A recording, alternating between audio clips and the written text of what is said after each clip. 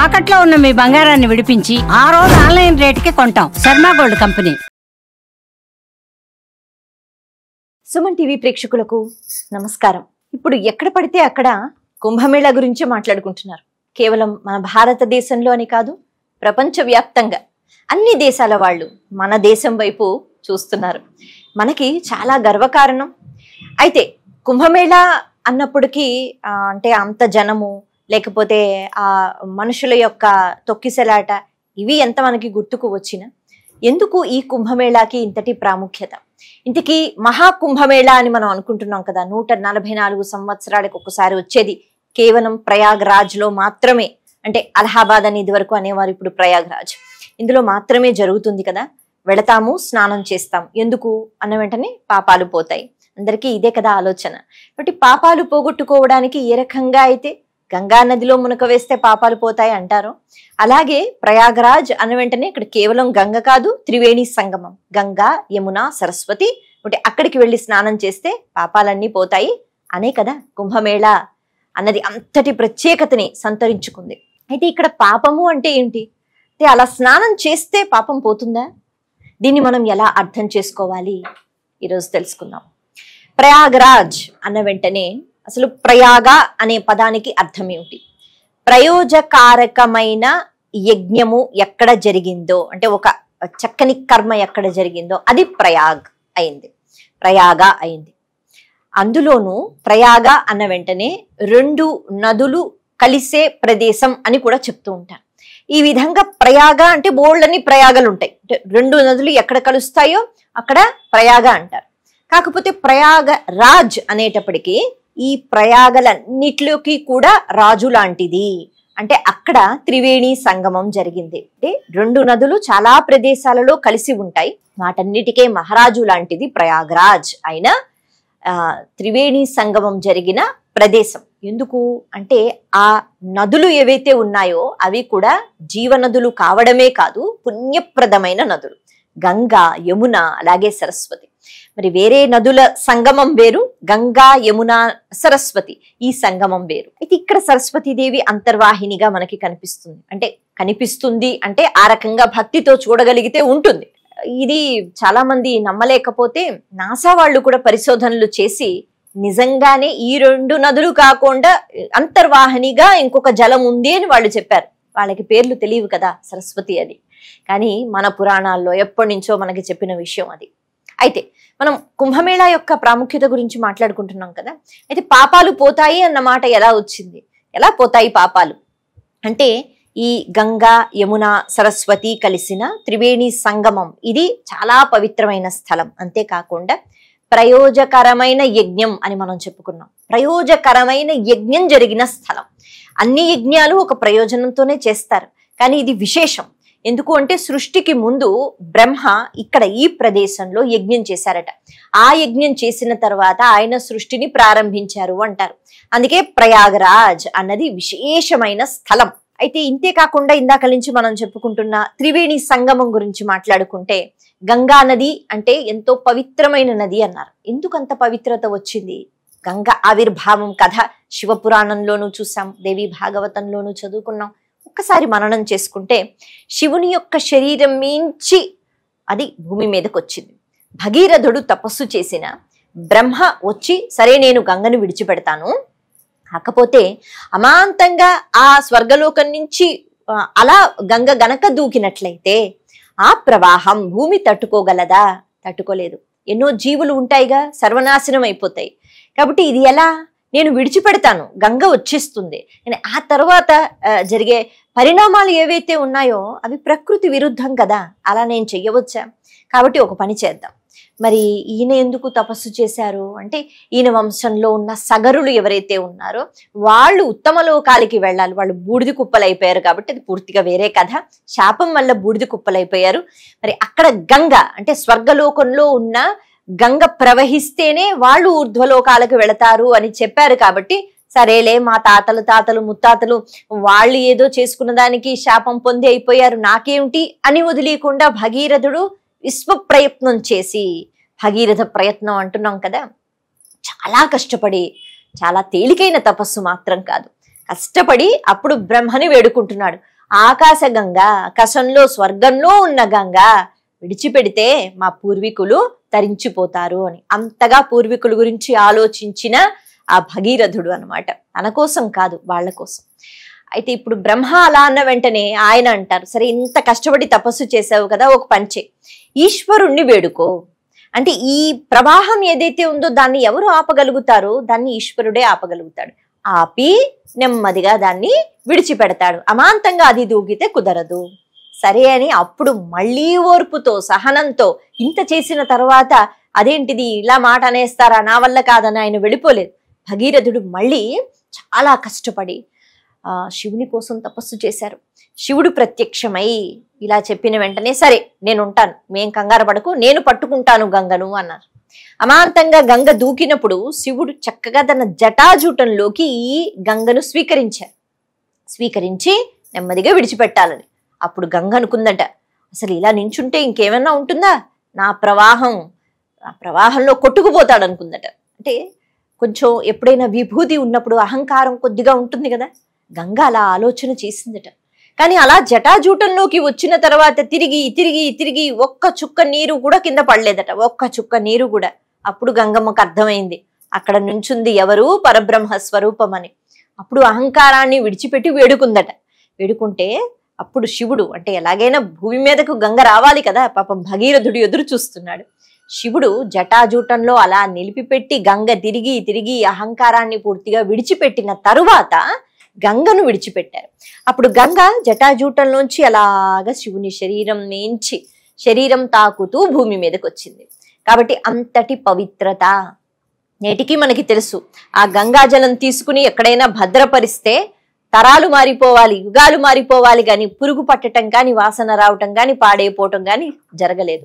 ఇప్పటికీ అంటే ఏ విజ్ఞానం కూడా ఇది కనిపెట్టలేకపోయిందంటే ఎందుకు ఇలా అవుతుంది అని.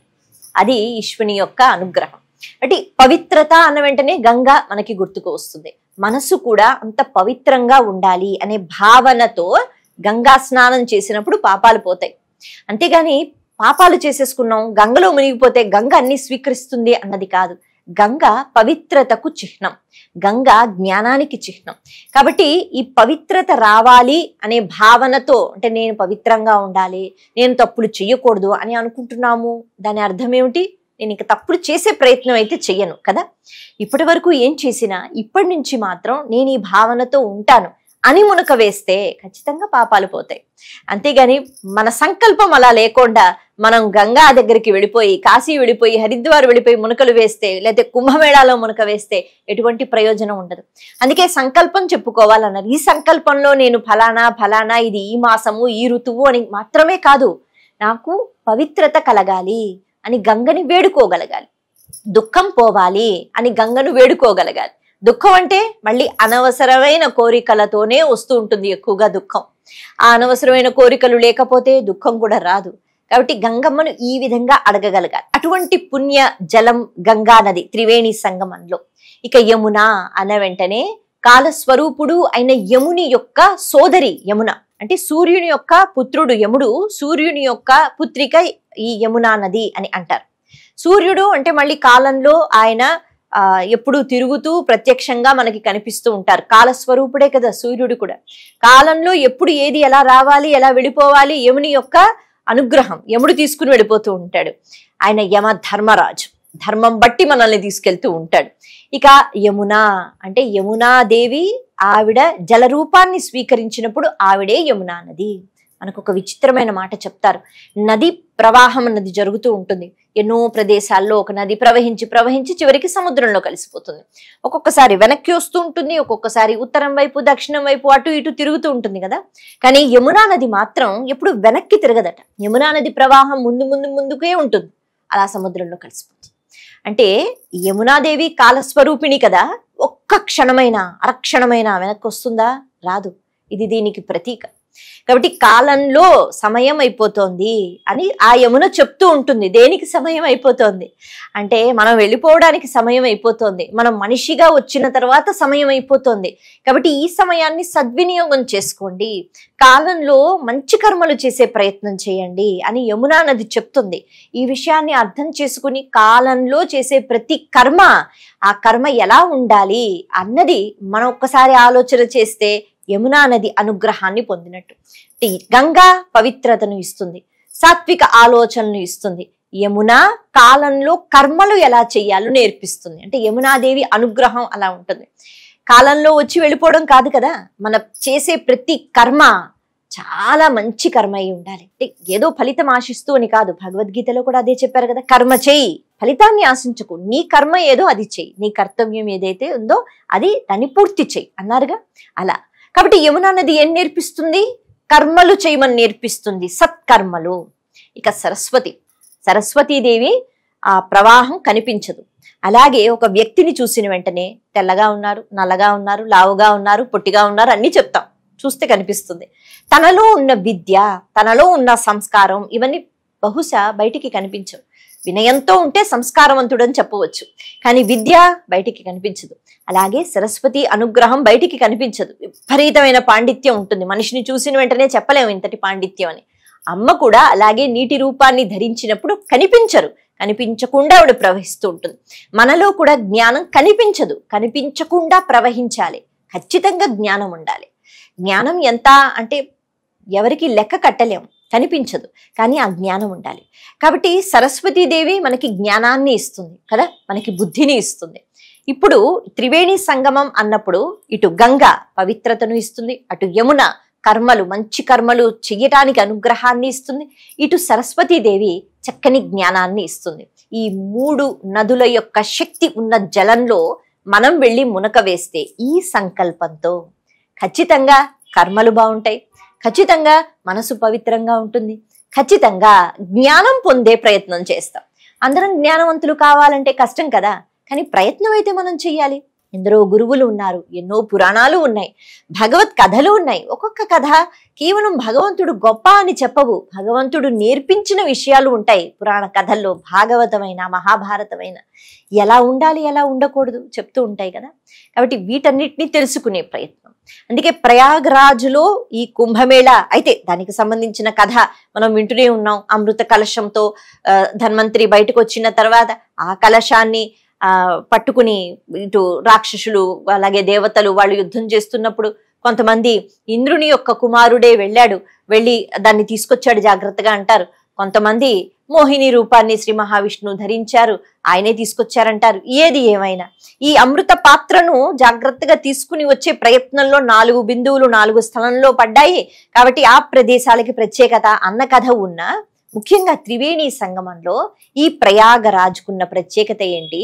ఇటువంటి అమృత ఘడియల్లో ముఖ్యంగా ఈ తిథుల్లో కుంభమేళ అనేటప్పటికీ ఈ సమయంలోనే గ్రహాల యొక్క సంచారం అప్పుడు ఎలా ఉందో అదే సంచారం మళ్ళీ ఉన్నప్పుడు 12 ఏళ్లకు ఒక్కసారి ఇలా కుంభమేళ అన్నది జరిగినప్పుడు, అటువంటి 12 ఏళ్ళు 12 సార్లు అయిన తర్వాత మహాకుంభమేళ అన్నది జరిగినప్పుడు ఖచ్చితంగా ఆ నీటిలో ఒక ప్రత్యేకమైన శక్తి.